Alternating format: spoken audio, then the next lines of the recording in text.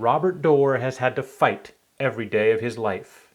The battlefield has changed from when his Blackfoot ancestors inhabited the Great Plains of Montana in the 1700s and 1800s. But the war has continued into the 21st century as many Native Americans are forced to live in two worlds, one embracing their culture and tradition, and one pursuing success in the Western world.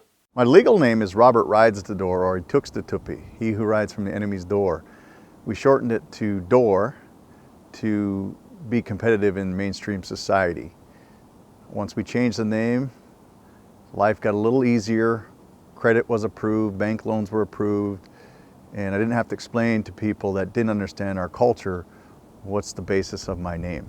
But I still embrace the uniqueness of my name, but Robert Doore is the easiest way in when you're combining two worlds. Doore learned from a young age that he not only had to be fluent in both worlds, he had to be able to compete in both.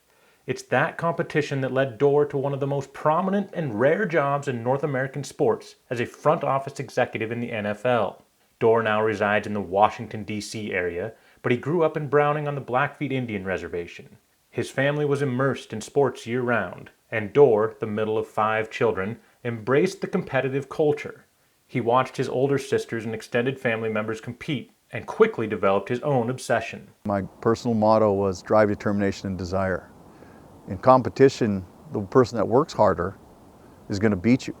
So nobody was going to outwork me. When I was running out with the war bonnets in Browning, Montana, on the basketball court, which we're famous for, one of the things that could never be matched, or I thought could never be matched, was running out on the court to 5,000 people. Doore ultimately became a fan of the Washington football team. To him, wearing that logo was a symbol of pride, courage, and hope to contrast and battle some of the grim realities of life on the reservation. There's no secret if you look at the statistics. Suicide rates are up, drug and alcohol issues exist, small town politics are harsh. The diabetes and some of the health issues with dietary situations are very evident, well documented. Murdered and missing women is a real issue up there and back home and in the country in general. On November 28, 1992, that harshness hit Doore directly. His adopted brother, Scott Little Dog, was shot and killed at a house party in Browning. As natives on the reservation, we face a lot of death. Death is common. It's all over the place. Hardships are common. And they're far too young, far too early in life. But for me, I had a choice. I had a choice to either go down a path that had no positive outcome because of his death, or I could try to heal.